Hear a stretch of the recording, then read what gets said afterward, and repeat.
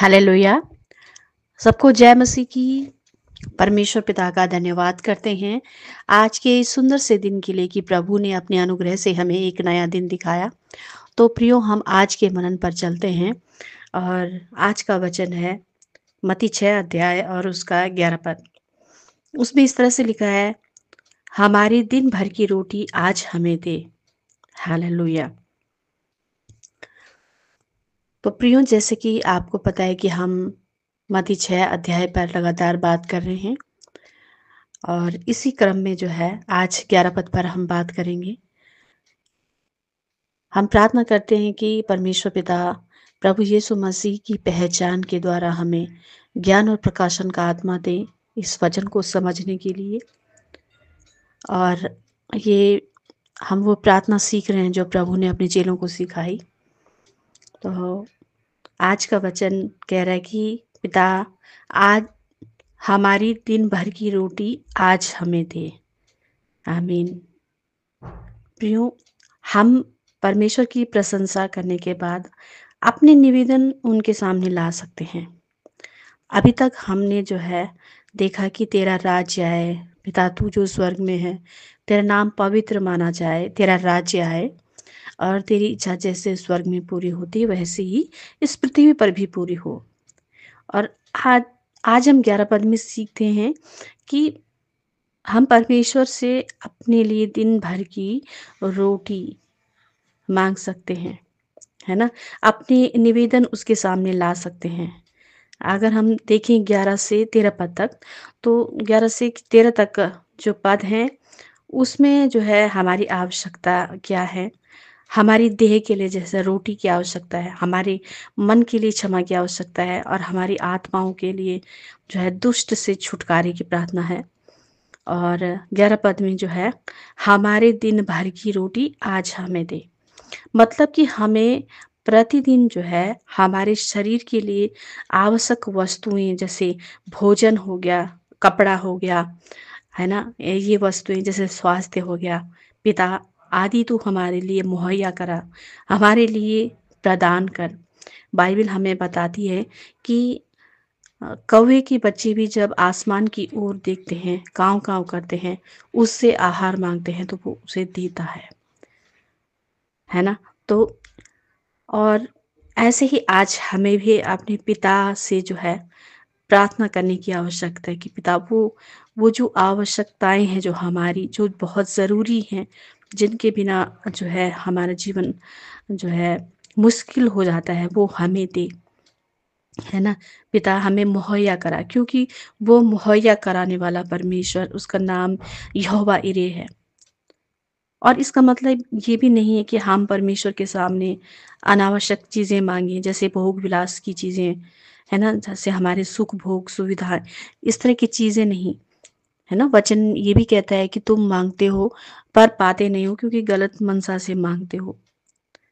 पर हमें अपने लिए वो चीज़ें परमेश्वर से मांगनी है ना, जो वचन सिखा रहा है कि हमें दिन भर की रोटी आज हमें दे।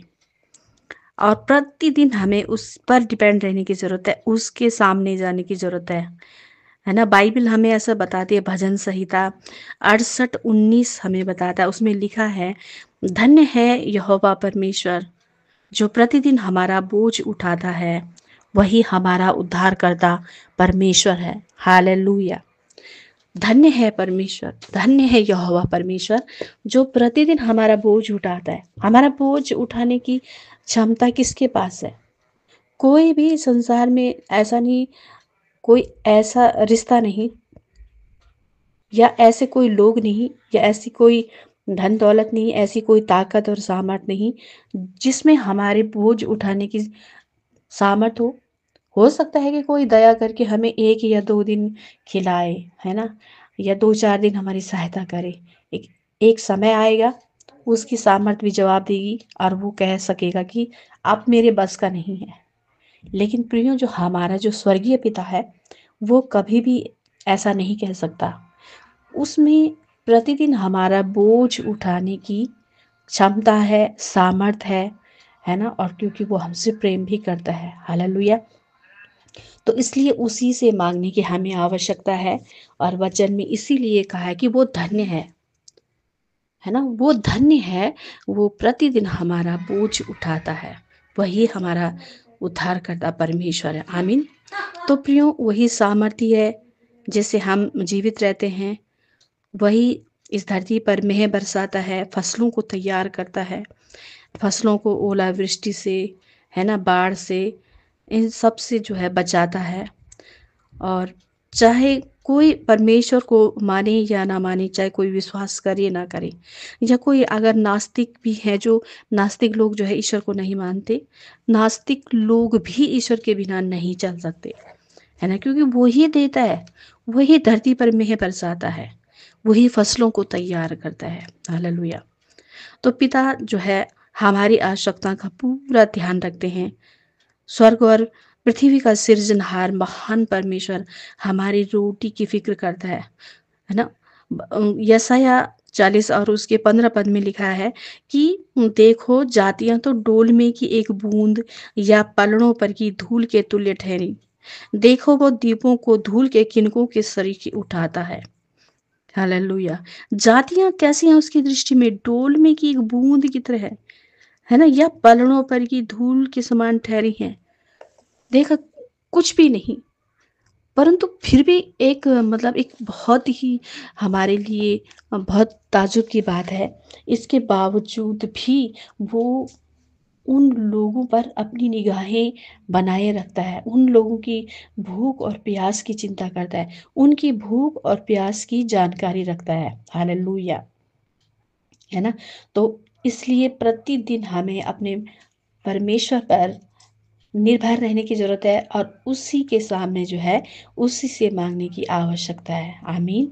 तो प्रियो, शारीरिक जरूरत हो या आत्मिक जरूरत के लिए भी हम परमेश्वर से कह सकते हैं, है ना। हमारी बुद्धि की जरूरत के लिए भी, क्योंकि वो हमारी बुद्धि को खोलने के लिए भी हमें वचन देते हैं, है ना, आत्मिक रोटी देते हैं। हमारी आत्माओं के लिए, इस संसार में जो कुछ हमारे जीवन में होता है उन सब से बचाव के लिए परमेश्वर अपना वचन हमें देते हैं। हालेलुया। जैसे कि हमारे जिंदगी, हमारे जीवन के जैसे हालात, परिस्थितियां होती हैं, उन सब में संभलने के लिए, सुरक्षित रहने के लिए, मार्गदर्शन के लिए परमेश्वर अपने वचन की रोटी हमें देते हैं। पर हमें मांगना है उनसे कि प्रभु, हमें आज का वचन दे। प्रभु, इस परिस्थिति से सामना करने के लिए प्रभु मुझे वचन दे। स्वास्थ्य में, है ना, उसका वचन कहता है कि यीशु के कोड़े खाने से हम चंगे होते हैं, और ये वचन हमें हियाव देता है और हम चंगे भी हो जाते हैं। हमारी सुरक्षा के लिए हम जहाँ कहीं जाते हैं, परमेश्वर का वचन कहता है, यानी वो रोटी हमें जो है एक सहारा देती है, पोषण देती है, क्योंकि परमेश्वर का वचन कहता है कि जहाँ कहीं तू जाएगा, मेरे दूत तेरी रक्षा करेंगे, है ना, वो हमारी चिंता करता है। हालेलुया। नाम धराई के लिए हम बहुत ही बुरे दौर से गुजर रहे हैं, हम रोते हैं, हम परमेश्वर से वो वचन की रोटी मांग सकते हैं। परमेश्वर का वचन कहता है कि मैं तेरी नाम धराई के बदले तुझे दुगना आदर दूंगा। उस रोटी को खाएं, उसे रिसीव करें परमेश्वर के नाम से, है ना। जब हमें समझ में नहीं आया कि हमारा चुनाव मसीह में क्यों किया गया है, तो उसने हमें जो है बुलाहट के वचन दिए हैं। माँ के गर्भ में रचने से पहले मैंने तुझ पर चित्त लगाया। जब कई बार हमें जीवन समझ में नहीं आता, तो हमें परमेश्वर से रोटी, उस रोटी को मांगना है, उसे खाना है, उसे रिसीव करना है कि माँ के गर्भ में रचने से पहले मैंने तुझ पर चित्त लगाया है ना। क्यों चित्त लगाया है? क्योंकि वो चाहता है कि हम इस संसार में उसके नाम को महिमा दें, आदर दें, ऊंचा उठाएं। आमीन। प्रतिदिन जो है हमारे जीवन में परीक्षाएं आती हैं। परमेश्वर का वचन कहता है कि मैं तुझे जो है ऐसी परीक्षा में ना पढ़ने दूंगा जो सहने से बाहर होगी, मैं तुझे बाहर निकालूंगा। हालेलुया। व्यभिचार की परीक्षाएं हमारे जीवन में आती हैं, हमें परमेश्वर से बचने के लिए वचन मांगने की आवश्यकता है। हमारे जीवन में लालच आ जाता है, हमें परमेश्वर से उस रोटी को मांगना है। तो प्रियो, अपने जीवन में जो है हमें मार्गदर्शन पाने के लिए, अगुवाई के लिए परमेश्वर का वचन मांगना है। हालेलुया। पर दीनता और नम्रता के साथ उसके पास आना है, क्योंकि भजनकार कहता है, भजन संहिता 25 और उसका 9 पद में लिखा है, वह नम्र लोगों को न्याय की शिक्षा देगा। हाँ, वह नम्र लोगों को अपना मार्ग दिखलाएगा। हालेलुया! किसको दिखाएगा? नम्र लोगों को शिक्षा देगा और नम्र लोगों को ही अपना मार्ग दिखाएगा। कैसे दिखाएगा? अपना वचन, अपना रेमा वचन देकर, अपना वचन की रोटी देकर। हालेलुया!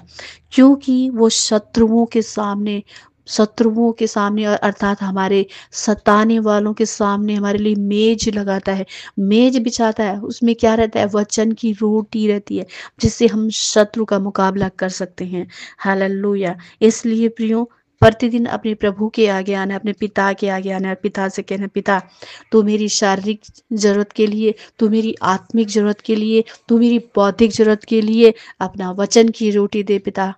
हालेलुया! और वो मुहैया कराने वाला परमेश्वर है, वो हमारा एक धन्य पिता है, प्रेमी पिता है, वो हमें देगा। आमीन। तो परमेश्वर आपको इस वचन के निमित्त ढेरों आशीष दे। God bless you. सबको जय मसीह की।